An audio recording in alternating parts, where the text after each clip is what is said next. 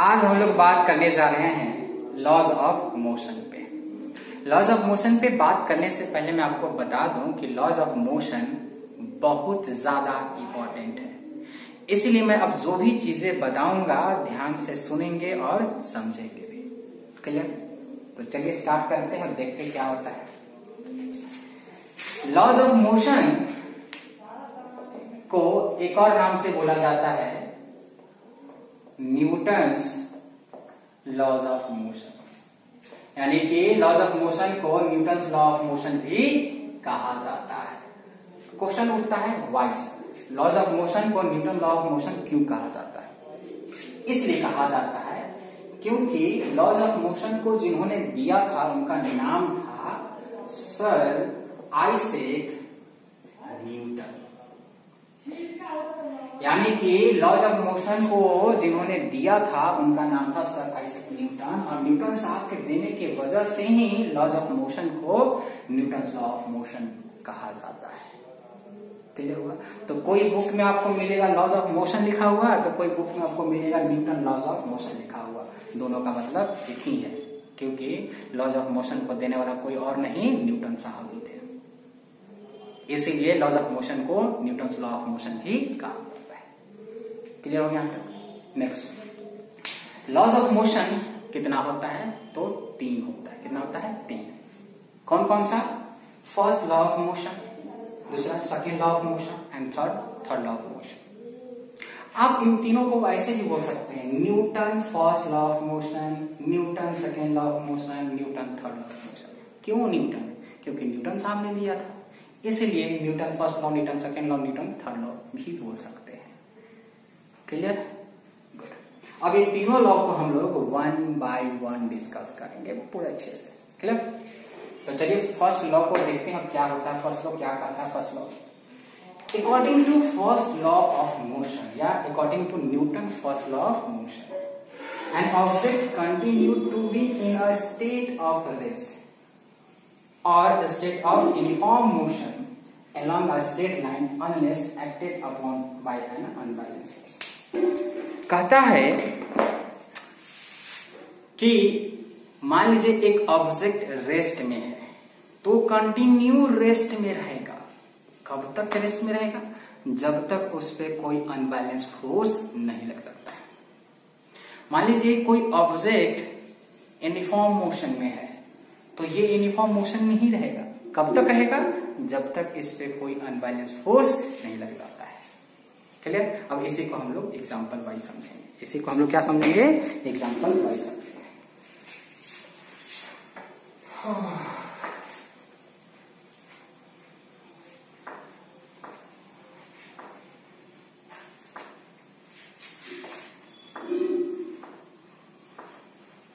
अब इसी को हम लोग एग्जांपल से समझेंगे। क्लियर? 1 by 1 अच्छे से समझना है इसको।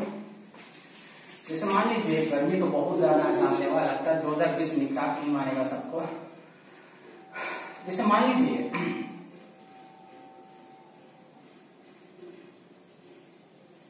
एक टेबल है। क्या है? एक टेबल है, और इस टेबल के ऊपर एक बुक रखा हुआ है। क्या रखा हुआ है? एक बुक रखा हुआ, ABCD का बुक रखा हुआ है, बच्चा का बुक। ये जो बुक जो है अभी क्या है? रेस्ट में है। क्या है ये? रेस्ट में। ध्यान सुनिएगा आप लोग, ये क्या है? रेस्ट में। और ये रेस्ट में ही कंटिन्यू में रहेगा। ये कंटिन्यू रेस्ट में ही रहेगा। कब तक रेस्ट में रहेगा? जब तक इस पे कोई अनबैलेंस फोर्स न लग जाए। क्लियर? समझाते हैं। ये बॉडी अभी रेस्ट में है, क्या अभी इस पे किसी तरह का कोई फोर्स लग रहा है? मतलब इस पे अनबैलेंस फोर्स लग रहा है? नहीं लग रहा है। इस पे अभी कोई भी अनबैलेंस फोर्स नहीं लग रहा है। क्लियर? अनबैलेंस फोर्स नहीं लग रहा है। बट जैसे हम इस पे अगर कोई अनबैलेंस फोर्स लगाते हैं, लेट्स से F, जैसे हम इस पे अनबैलेंस फोर्स लगाएंगे ये क्या कर जाएगा?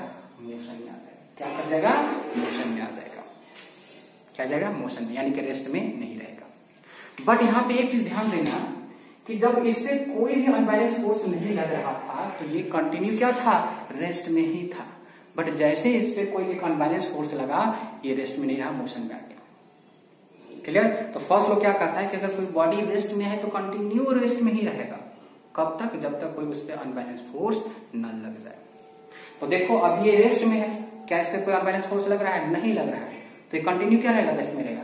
बट जैसे ही हम इस पे कोई अनबैलेंस फोर्स लगा देंगे तो ये क्या आ जाएगा? मोशन में आ जाएगा। क्या आ जाएगा?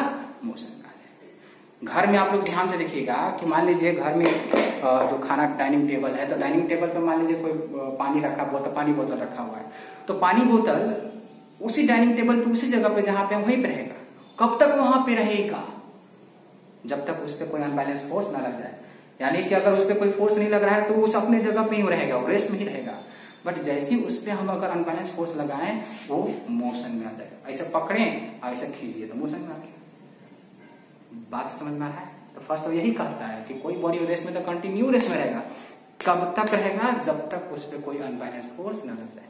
तो वही बोतल हमने बोला है कि बोतल अगर टेबल पे रखा हुआ है तो उस पर भी कोई फोर्स नहीं लग रहा, अनबैलेंस फोर्स नहीं लग रहा है, तो क्या रहेगा? रेस्ट में रहेगा। पर जैसे हम उस पर अनबैलेंस फोर्स लगा देंगे वो मोशन में आ जाएगा। क्या आ जाएगा? मोशन में। क्लियर हुआ? गुड।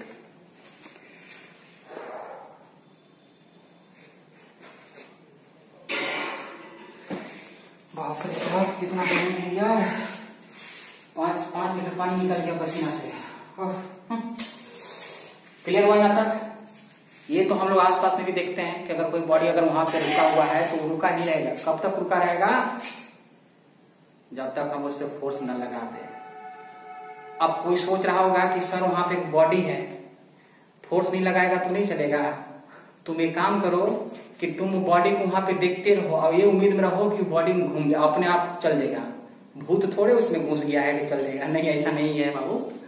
अगर वो बॉडी रेस्ट में है ना, अगर उसके कोई फोर्स नहीं लग रहा है ना, अनबैलेंस फोर्स नहीं लग रहा है, तो वो रेस्ट में ही रहेगा। बट जैसे ही अनबैलेंस फोर्स लग जाएगा वो रेस्ट में नहीं रहेगा। क्लियर होगा? बात समझ में आ रहा है? Very good. अब सुनो, अब आगे सुनना और एग्जांपल है इसमें कि मान लो कि एक सरफेस है, ध्यान से सुनना है ना।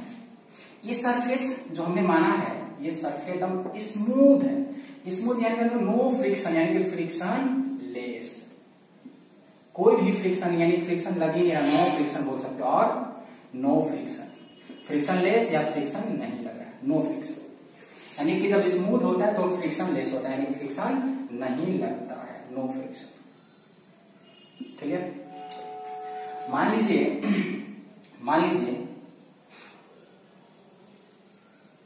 कि एक ऑब्जेक्ट जो है मूव कर रहा है यूनिफॉर्मली, मूव यूनिफॉर्मली यानी कि यूनिफॉर्म मोशन में है। यानी कि इसका मोशन जो है कैसा है? यूनिफॉर्म मोशन है। यूनिफॉर्म मोशन है कि कांस्टेंट मोशन भी बोल सकते हो। क्लियर? तो अगर इसका मोशन जो है कैसा है? कांस्टेंट है, तो हम बोल सकते हैं कि इस ऑब्जेक्ट का जो वेलोसिटी जो होगा वो भी कांस्टेंट होगा। यानी कि बोल सकते हैं ऑब्जेक्ट जो है मूव करागे तो कांस्टेंट वेलोसिटी या मोशन जो इसका है यूनिफॉर्म मोशन। ठीक है? अभी जो सरफेस जो है वो कैसा है? स्मूथ है। अगर स्मूथ है तो अभी कोई भी फ्रिक्शन फोर्स नहीं लग रहा होगा, नहीं लग रहा होगा। क्लियर हुआ? तो ध्यान से सुनिए, इस बॉडी पे अभी किसी तरह का कोई भी अनबैलेंस फोर्स नहीं लग रहा है, किसी तरह का अनबैलेंस फोर्स नहीं लग रहा है। तो ये बॉडी कंटिन्यू मूव करते रहेगा, ये बॉडी कंटिन्यू मूव करते रहेगा। फिर से कि मान लीजिए एक सरफेस है, स्मूथ है, यानी कि कोई फ्रिक्शन नहीं लगा, नो फ्रिक्शन। तो इस पे मान लीजिए कि ऑब्जेक्ट जो है मूव करा विथ यूनिफॉर्म मोशन या कांस्टेंट वेलोसिटी के साथ, तो ये मूव करते रहेगा। क्यों करते रहेगा? क्योंकि स्मूथ सरफेस है, तो स्मूथ सरफेस है तो इस पे किसी तरह का कोई फोर्स लग ही नहीं रहा, अनबैलेंस फोर्स लग ही नहीं रहा, अनबैलेंस फोर्स लग ही नहीं रहा है। यानी कि इस बॉडी पे अभी अनबैलेंस फोर्स नहीं लग रहा है। अगर अनबैलेंस फोर्स नहीं लग रहा है तो ये कंटिन्यू यूनिफॉर्म मोशन में ही रहेगा, कंटिन्यू यूनिफॉर्म मोशन में रहेगा। क्लियर हुआ? बात समझ में आया? यानी कि ये बॉडी मूव कर रहा है, अभी इस बॉडी पे अनबैलेंस फोर्स नहीं लग रहा है, तो कंटिन्यू यूनिफॉर्म मोशन में मूव करते रहेगा। क्लियर? अभी काम करते हैं,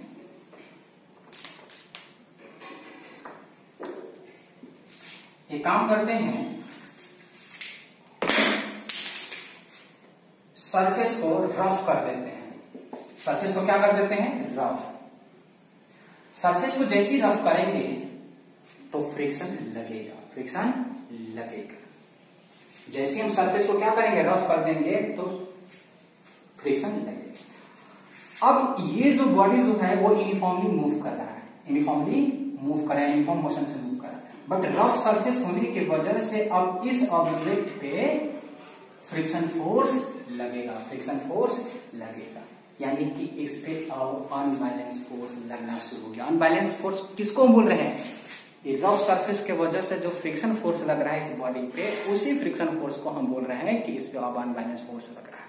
पहले क्या था, फ्रिक्शन नहीं था, यानी कि फ्रिक्शन फोर्स नहीं लग रहा था, इसलिए हम बोले कि इस पे अभी अनबैलेंस फोर्स नहीं लग रहा है, इसलिए कंटिन्यू मूव कर ही रहा था यूनिफॉर्म मोशन में। बट अब सरफेस रफ हो गया तो अब फ्रिक्शन लगेगा इस बॉडी पे, तो वही फ्रिक्शन इस पे अनबैलेंस फोर्स होगा, यानी कि अब इस बॉडी पे अनबैलेंस फोर्स लगेगा, लगेगा नहीं, लग रहा है। अब यही अनबैलेंस फोर्स की वजह से ये बॉडी धीरे धीरे आगे जाके क्या हो जाएगा, रुक जाएगा, आगे जाके क्या हो जाएगा, रेस्ट में आ जाएगा, क्या आ जाएगा, रेस्ट में आ जाएगा। बट ये पहले क्या था, यूनिफॉर्म मोशन में था, अब क्या किया, रेस्ट में। बट रेस्ट में किसके वजह से आया, जो फ्रिक्शन फोर्स लग रहा था उसके वजह से। तो फ्रिक्शन फोर्स हम क्या बोल रहे हैं, अनबैलेंस फोर्स। क्लियर हुआ, यानी कि हमने दो एग्जांपल है, एक टेबल पे कि एक टेबल पे जो बुक रखा हुआ था तब उस पर कोई अनबैलेंस फोर्स नहीं लग रहा था तो कंटिन्यू रेस्ट में था, पर जैसे उस पर अनबैलेंस फोर्स लगा वो मोशन में आ गया, यानी कि उसका स्टेट ऑफ रेस्ट क्या हो गया, चेंज हो गया अनबैलेंस फोर्स की वजह से। यहाँ पे क्या लिए थे, जब कोई भी अनबैलेंस फोर्स नहीं लग रहा था तो इसका स्टेट ऑफ क्या था, मोशन था, यूनिफॉर्म मोशन था। बट जैसे ही फ्रिक्शन फोर्स इस पे लगा, यानी अनबैलेंस फोर्स जैसे ही लगा, इसका स्टेट ऑफ मोशन चेंज होकर क्या हो गया, रेस्ट हो गया। क्लियर हुआ। तो फर्स्ट लॉ यही कहता है कि अगर कोई बॉडी रेस्ट में है तो कंटिन्यू रेस्ट में रहेगा कब तक, जब तक उस पर अनबैलेंस फोर्स नहीं लग जाता है।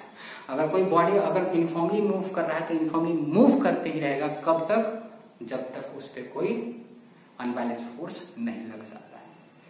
क्लियर हुआ, बात समझ में आया, यही आपका first law of motion. Clear हुआ, बात समझ में आ गया, गुड।